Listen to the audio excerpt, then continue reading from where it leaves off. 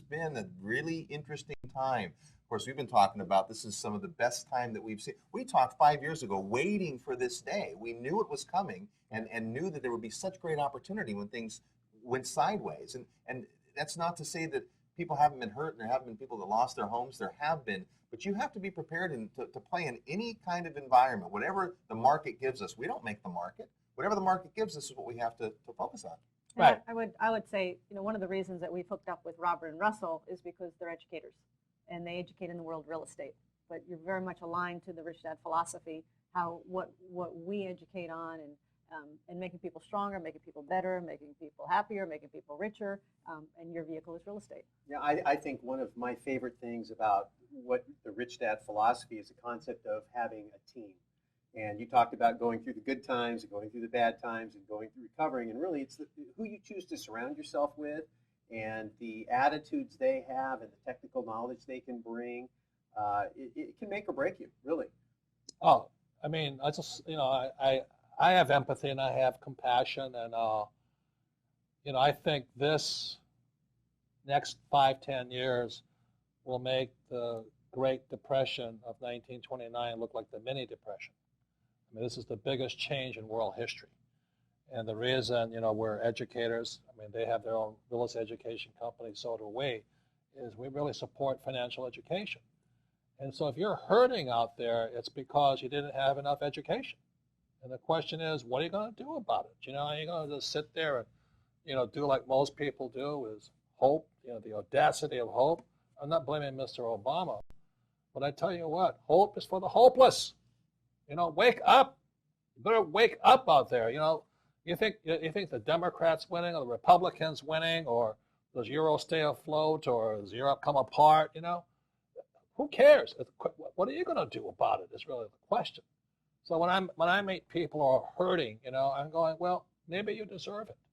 Maybe this is the biggest wake-up call of your life. Because if you think this is coming back, I think you're sadly mistaken.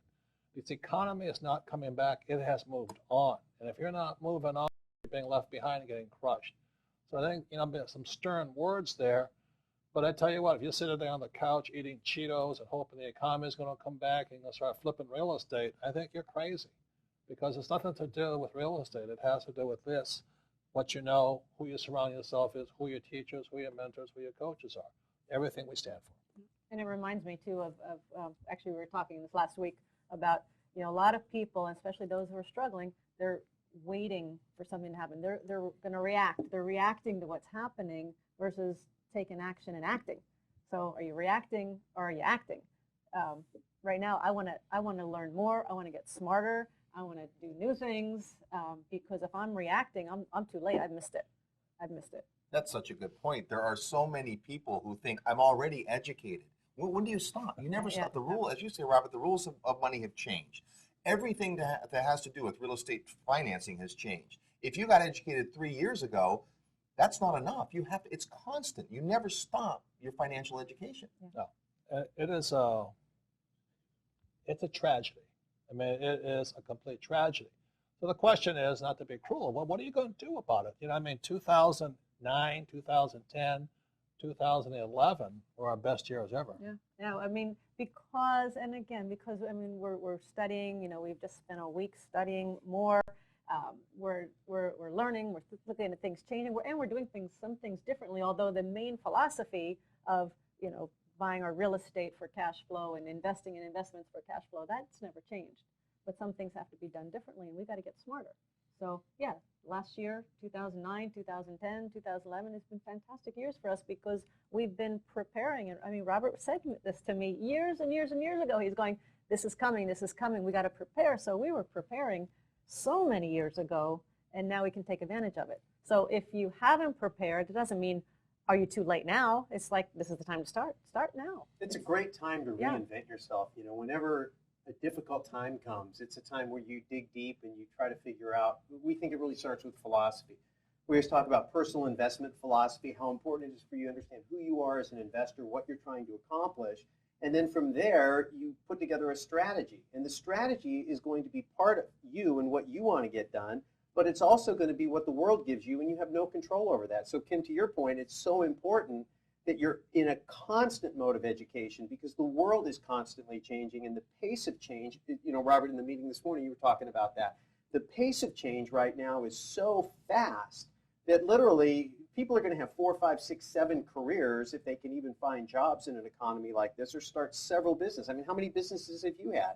There's several, right? I mean, you go with what the market gives you, you go with where you're at and the pace of change right now. So understanding how important it is to stay educated, get educated, surround yourself with the right advisors, the right team, and then get your head screwed on straight in terms of recognizing that difficult times really are opportunities to reinvent yourself one more time. We come from Silicon Valley, at least I live in Silicon Valley, and I've watched that valley reinvent itself several times. Technology changes, and something that was hot now is being done in India or China, and they've got to invent brand new technologies in order to stay vibrant. And I don't think that's any different as an individual. We need to do the same thing. Well, here we are on Facebook as a new technology, Yeah, right? exactly. Relatively speaking, not too much live video yet going on there, and yet it's a way to connect and it's a way to bring people together. And real estate's on sale. That's the other great thing about it. There's so many great opportunities today because the real estate market has changed. And if you're positioned, and more importantly, if you know what you're doing, that's the education part of it. But you didn't have to be educated to do well in real estate in 2003. Right? And unfortunately, a lot of people who didn't bother to waste time or invest money to get educated just bought something and it went up in value. Couldn't have been a worse thing to have happen to them. Instead, when you invest because you understand the reason for the investment, the underlying metrics, what that's going to look from an investment picture long term, what your cash flows are going to do in good times and in bad, what the tax side of it is, that's all information you have to have. But I can't think of a better time. Real estate's still on sale. The sale's not over yet. It's even better than that. I've never seen interest rates so low. I mean, man, when I started long before Kim, but when she started, interest rates were like 12, 14%. And it was actually good for her because she learned how to make a deal at 12 and 14%. And still had the cash flow. If you can't make a deal at 5%, you can't make a deal at 5%. That's Kim's dog. She wants to do a deal. She wants cameo. I mean, if you can't do a deal at 5% or 4% and going down, see, every time the interest rates comes down, the value of the properties actually go up in some areas. So these are really good times. And then people say, well, I can't get a loan. I said, well, that's because the bank doesn't trust you. The bank is saying to you, if you can't get a loan, you're not smart enough. We need smarter people. They're not going to give loans. They're through giving loans to idiots. They're now going to move on. And if you're sitting there, well, it's the bank's fault, then you're in trouble. Okay. And actually, when I started back in '89, we didn't have money, we didn't have credit, and so most of the deals. I mean, I don't think we used a traditional lender for the first 10 to 12 years of our investing. Yeah. And what it forced for me is I had to think, and there was all sorts of ways to finance a property without a traditional loan, and that's coming out more and more today is because the banks are so tight and they're not loaning and they're making the criteria so stringent that you've got to look at other ways to get financing, and there's so many ways that are available out there if you know how to do it. I got a call the other day from my sister, and she can't sell her house in Pennsylvania, and so we talked about seller financing, we talked about lease options, we talked about all the different ways that she could sell her house in different ways, and she's excited because she's learning.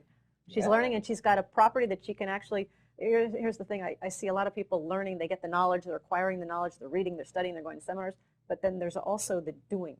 You got to go do it. So she's actually got a house that she can take the knowledge and apply it instantly and see what works. But I think that's the key. You got to take that knowledge and then instantly apply it. Well, that's the biggest thing. So many people, they get stuck there. For 10 years, our motto has been education for effective action. If you don't take the action, all the knowledge isn't going to do you any good. That's the difference between somebody reading and understanding and really applying it. Through the simulations. I mean, it's the cone of learning. The more hands-on your process is, the better. If she can get right into the market and do it, she's going to get instant feedback. If someone sits back and watches, I mean, we're glad you're watching, but that's not enough. Yeah, but the problem is, it goes back to when somebody says, I'm educated. I mean, did you go to school? I mean, is that what education means to you? I mean, Rich Dad, Poor Dad is a story of bad education. My poor dad was a head of education. PhD, Stanford, Northwestern University, Chicago. And so many times I meet these people who are educated, but they're broke. I mean, I would then ask for a refund on my education. Do you know what I mean? And that is really the problem. And so I know your sister's excited, but she's going to try and do it without education. That's expensive. Those mistakes will eat her, kill her. She won't know taxes. She won't know debt. She won't know finance. It's not about the house. You know what I mean? Real estate is not the house. It sure isn't. It isn't the house. It isn't the commercial building. It isn't a shopping center. It's knowledge. It's how well you put it all together. So those of you listening out there, is, my real estate education began in 1973. Yes, I'm that old. And I came back from Vietnam, and my poor dad was unemployed at age 50 in 1973. And what advice does he give me? Go back to school, get my master's, get my PhD, and go work for the state government. And I said, I'd rather go back to Vietnam. It was honest, much more honest than government. So anyway, I signed up like a good son in 1973. I went to the MBA program. And I was soon sound asleep. I didn't need Ambien, I didn't need Sominex. It was the most boring thing I'd ever gone through. And that's when one night I was watching this television program in 1973, and my rich dad said, go invest in real estate. I said, but I don't have any money. He says, the reason you don't have any money is because you don't have any education, period. So I'm sitting there, and I watched the television show. This is 1973. He says, come listen to this free seminar. I said, oh, it's a gimmick and all this stuff. So I went down, this is in Waikiki. I went down, listened to this guy. I signed up for a 3-day course. It cost me $385. It was a lot less expensive then. And I've made millions. But more than millions is I'm free. And so these idiots out there who say, well, I have a master's degree. I said, yes, but you're still an idiot when it comes to real estate or finance and all this. So right now, for those of you who know friends are hurting, and there's lots of them, and it's not going to get better. I like Mr. Obama, but he can't solve our problems, and neither can our Congress. This is too big a crash. So if you have people who are hurting, click, share this, tell them, hey, listen to this. This is what I'm trying to tell you. Because if you're listening to it, you already value education. But there's a lot of people, like my poor dad, I went to college, I went to Stanford, I went to this, but you're broke. Your report card when you're an adult is your financial statement. If you're broke, you're an idiot. You got a bad education. So you can sit there and say, well, I don't want to be an idiot anymore. Maybe I should get re-educated. And that's all I'm saying to you guys, Don't sit there and just be broke. Just don't hope, the Senate or the Congress or the president's going to save you, because they can't. The reason is they don't control China. They don't control the Middle East. They don't control Africa. They definitely don't control Europe, and they don't control South America. And so that's the problem today. We have a lot of so-called smart guys, Harvard and all that stuff. They have no financial education either. And they're trying to save the poor people. And the Republicans who are on, there's two kinds of welfare: social welfare, which is Social Security, Medicare, and, these pensions, which is social welfare. But there's also corporate welfare. And the rich, nobody wants to cut the welfare off. Republicans are just as bad as Democrats on the side. But if you're sitting there hoping they're going to solve your problem, then you're a bigger fool than you think. Okay. Yeah, and I would say this, for the women that are watching, it really is a great opportunity. And so many right now, I see families that are hurting. People are losing their jobs. Husbands are losing their jobs. Wives are losing their jobs. And really, this can be the greatest wake-up call for you to take action, for you to start a business, for you to start investing in real estate, for you to start taking charge of your financial life.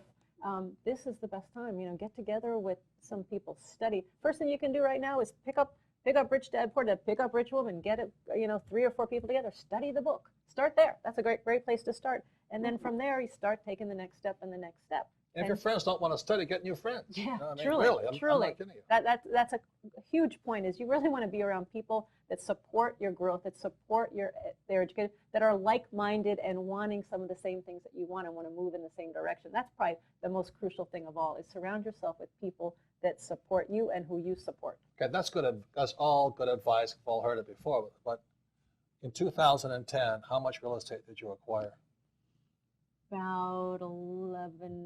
About 2010 and 11 to about 1,200 units. About 1,200 units. It was about $86 million worth of real estate. Yeah. Well, that's true. There was golf courses, there was a resort and 5 golf courses I forgot about. It's all kind of blurs together. Have so Yes, much real we estate had that a you can lot. forget about your We 5 had, golf yeah, courses. yeah. You know, don't get daunted by the fact that these are big numbers, right? You didn't start there. One of the greatest radio shows we did, Kim was on the show. We had 3 or 4 other people. We all just went around the table and talked about our first deal. And your first deal was probably scarier then Oh, than yeah. the big deals are now. Oh, it's much scarier because I didn't know what I was doing. Yeah. And was afraid of losing money, and I was afraid of making mistakes, and it was $45,000. But you did it anyway. Yeah.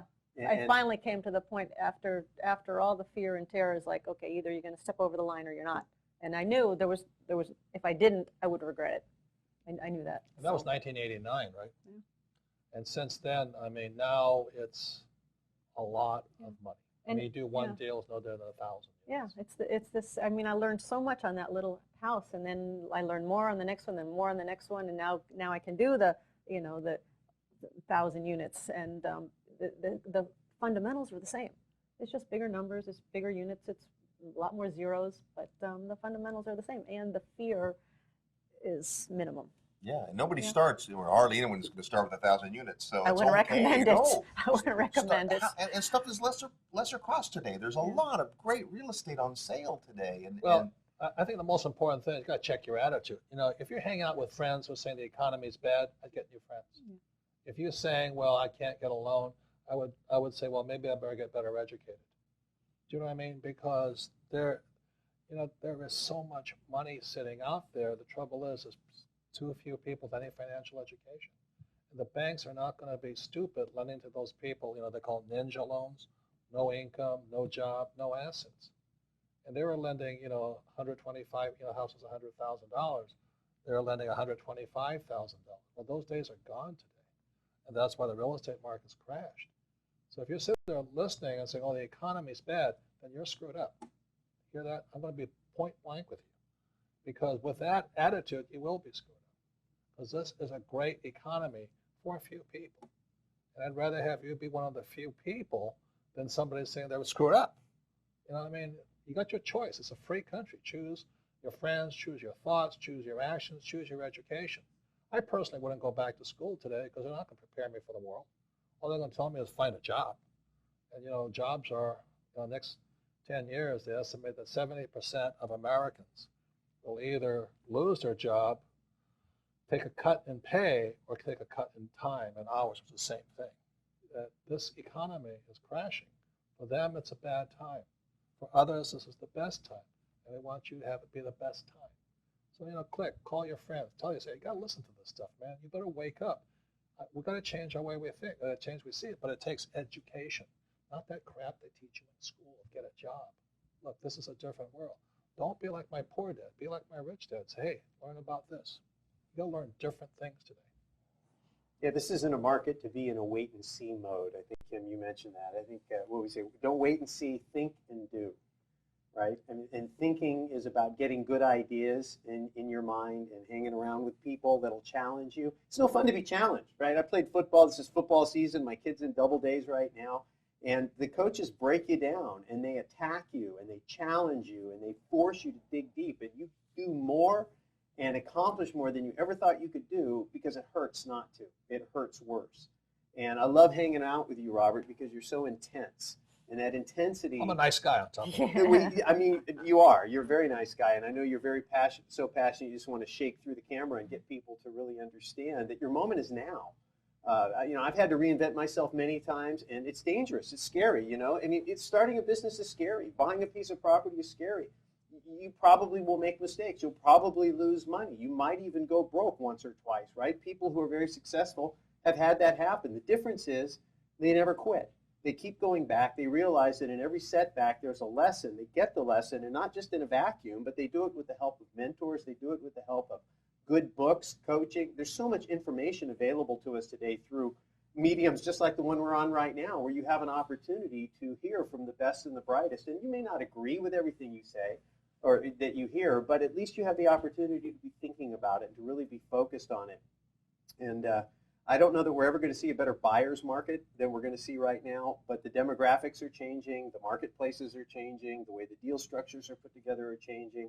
And with the right coaching and the right education and the right attitude, It's a great opportunity to make a lot of money. I'm looking forward to making a lot of money over the next decade. Well, and what I like about the courses that you teach, and we're doing this upcoming cruise next year, you're bringing people to this cruise who are people that are out there doing it. This is people that like our real estate investor partner, Ken McElroy. I mean, every day he's out there buying real estate and managing real estate and all of that. So the people that you bring are people that are doing it because they're going to tell you what it takes. Right. And what you're saying, Russell, is it's oftentimes it's not comfortable. You gotta work at it. It takes effort. I mean, I've had my moments where I'm in tears. I've had my moments where I'm angry. I've had my moments when I've lost, and it's not easy. I mean, so if somebody's sitting there and like they've had this comfortable life, and now it's like, oh, they hit a little bump in the road and they quit.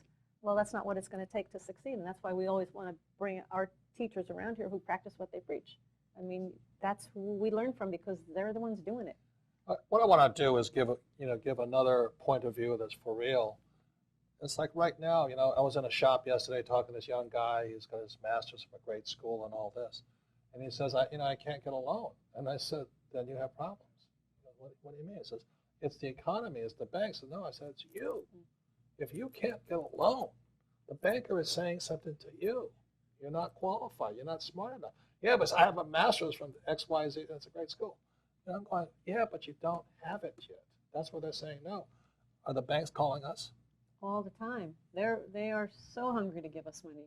I mean, millions. They just want us to go find the deals. Hey, we actually have enough, but. Well, if we were to say, oh, the reason we can't do this is because of the economy, or the reason we can't do this is because of the government regulation, or the reason we can't do this is because the banks aren't lending, then we're not going to do it. But it's not anything out there. No, it's something we need to learn. They're calling us because they want to give us money. And this young kid who has his master's degree, I don't have a bachelor's degree, a Bachelor of Science, spells BS, but that's what it is, And and this kid with his great master's degree, fabulous business school, one of the best in the world, is I can't get a loan. I said, well, the bank's trying to tell you something. The same, they're calling us, offering us millions. So he thinks that because he has a master's degree that he should be smart enough to get a loan, or the bank should recognize his master's degree. Nobody's ever asked me for my degree. This is part of the 1003. Nobody asked me where I graduated from. Rich dad, poor dad. Poor dad was a PhD, and PhD stands for poor, helpless, and desperate. You know what I mean? And that's what I'm saying. When people talk about education, well, I went to school. I went to NYU. I went here. I mean, think about it. Obama went to Harvard. That's why we're in trouble. Look at Ben Bernanke, head of the Federal Reserve, a school teacher from Princeton. I wonder why we're in trouble. We have PhDs with no real-world experience trying to run the economy. I think the Federal Reserve has 600 economists. You wonder why we have trouble? That'd be like getting an economist and a weatherman. Get those 2 points of view. Okay, you get 600 weathermen, and you ask them, "Can you guys control the weather?" They go, "Oh yeah, we can control the weather." I mean, everybody knows the weathermen cannot control the weather, and 600 economists cannot control the economy. And you're looking to them to save your butts, your family, and your livelihood. Look, save yourself, and that's all we're saying. And that's my point of view. I don't care who gets elected next year. I hope Mr. Obama gets reelected again, but it's not going to change my philosophy. It's not going to change my lifestyle. It's not going to change the economy. I mean, China's going to step on him. I mean, or step on us. They're building their aircraft carriers, So, you got to take care of yourself. That's my point of view. Can I ask a question? I have a question. Question is, somebody maybe they haven't started yet. Maybe they're just starting and they're just learning. And they're going, oh, well, the economy is really bad now, which means it's a good time to invest, but that's not going to last forever. How long do you think this economy is going to be down? I'll give you some dates. The last depression, 1929, guess when it recovered? And this is measured by the Dow, Dow Jones Industrial Average. Well, in 1929, the Dow was at 381. It took till 1954 to hit 381 again, 25 years. So if it went down, let's say in 2007, 25 years from that, like the math's not that good, but it's a while. And this is the biggest crash in world history. This will make the Great Depression look like the Mini Depression.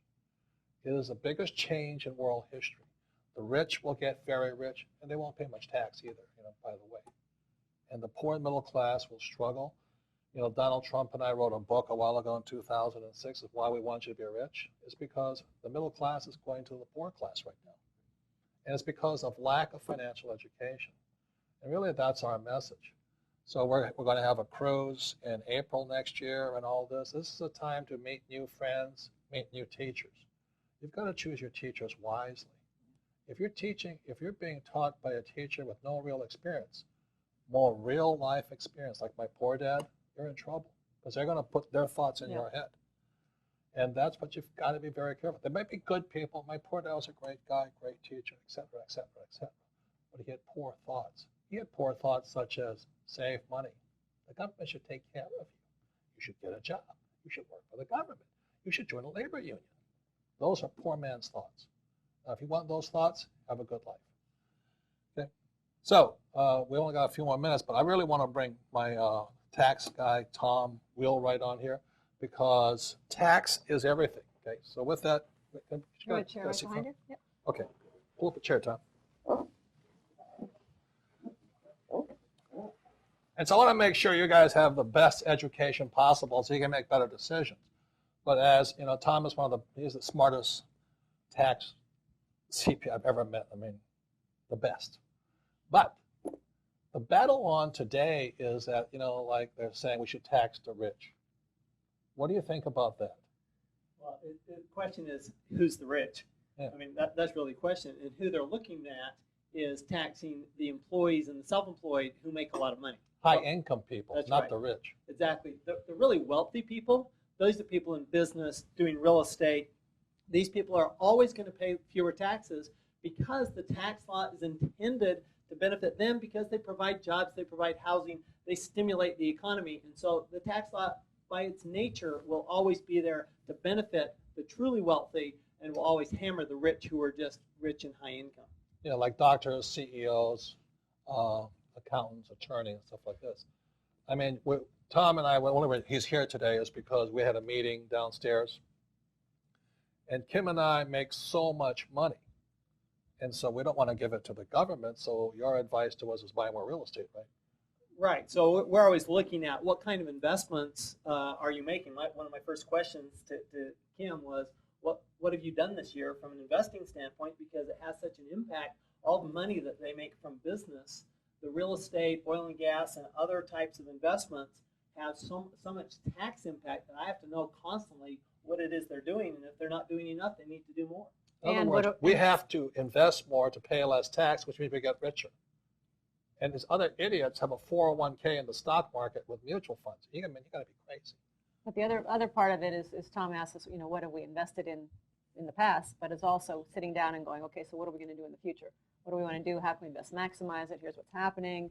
So, the difference for me, and here's the key for me with you, Tom, is you educate me about the laws and what works and what doesn't work and where I'm going to get the biggest benefits and the tax benefits. So I'm always learning from you, and you're taking the time to teach me. You're not just saying do this or do that. You're educating me too. Well, that's an important part about your advisors. I think your advisors should always be your best educators. And one of the things I love is, we're sitting here talking about this morning about investing, what investing you're going to do. Well, you follow the tax law and you make more investments. What does that do? It makes you richer. Yeah. So you make more money by following what the tax law wants you to do. That's what I love about it. Right. And is real estate one of the best tax advantages there? Perhaps the single best tax advantage in most countries, not just the U.S., is real estate has so many great tax benefits, starting with depreciation, going into a like-kind exchange, all these kinds of things. We were talking about it earlier this morning. Robert and I were talking about it, Robert Helms, that the real estate is such a good tax, has so many tax advantages that you could actually, and most good real estate investors, never pay tax on their cash flow, and they never pay tax on their gains. So up back here is a book called Unfair Advantage. So when people think I'm talking about real estate, what I'm really talking about is an unfair advantage. Because I didn't follow my poor dad's footsteps, I didn't go to school and get a job, is what happens for us is that two things make us very rich: debt and taxes. And what my rich dad said, the reason I had to learn about real estate in 1973 was not about real estate. It was about debt and taxes. Debt is the bank's money. It's called other people's money. If I use other people's money and I provide housing for the people who are less fortunate or don't want a house, then they'll give me tax breaks galore on it. So right now we're in 2011. Tom's talking to us saying, you guys are making too much money again. You got to buy more real estate. So we got to go out and buy more real estate so we make more income and pay less taxes, and we use the bank's money. And it's so much easier today than it was years ago because the prices are lower. Interest rates are lower. Interest rates are lower. You're not required to put as much money down in terms of in value to the price of the property, and you get so much greater opportunity for cash flow because of the lesser value. Matter of fact, one of the things that we're doing right now is we're buying properties that have a lot of problems, because we can buy it so cheaply, and then our team with Ken and his partner Ross, they've got the team that can fix the problems, raise the value of the property, which raises the rents, which raises our cash flow. So this is why it's a good time right now, because the prices are low, interest rates are low, and there's a ton of opportunity. Yeah. And that's real education. It's nothing to do with real estate. Debt and taxes, why the strategies work, why as entrepreneurs we have to have real estate, we have to have oil and gas. People say, well, it's gold and silver. The problem with gold and silver is tax too, right? Well, it is, because gold and silver, you sell it, you're going to pay a high tax rate. So there's no real tax benefit to gold and silver. Yeah. So that's what an education is. So that's why I love these guys here. I've been friends for years and years and years. It's not about real estate. It's about this, your education, and getting an unfair advantage, So, Kim started in 1989. I started in 1973 learning about debt and taxes. That's really what it's about, because that's the game the rich play. Other people go to school and get a job and work for people like us. That's not that intelligent from my perspective. Now, I'm glad our people work for us, but I'm trying to do my best to educate them so they don't do this for the rest of their lives. And a lot of them are starting their own businesses part-time, and they are investing, and they're actually doing it. So that's really what gives us great joy. Yeah, and at Rich Dad Company, we encourage people to leave the company. We don't want you hanging around for the rest of it. We want them to stay, but we also want them to get financially free enough they don't have to work here forever. That if they do work for us, they want to work here because they want to work here. Right? So that's really the difference. There's a very exciting times, and taxes are a great thing, right? They're everything. I mean, Kim knows I get so excited about taxes, but because taxes they'll either kill you or they'll absolutely make you. Because all that money, another thing Robert and I were talking about this morning, all that money that you save in taxes, you can use to buy more real estate. Yes. So that's what you guys do with the money. Is it keeps flowing, and if you save $1 in taxes, you can borrow from the bank $4, right? So you actually get another $5 for every dollar you save. So it's huge benefits when you actually start saving taxes. Use that money to keep investing. Too bad you're not excited about taxes. It's a shame, isn't it? And what happens with a 401k and mutual funds? Oh man, we don't have enough time for that. We're going to end on a downer. No, we're not. Here's the challenge with 401k. The challenge with 401k is, first of all, you give up total control of your money. Okay, and second of all, you actually are pushing yourself into a higher tax bracket unless you're planning to retire poor.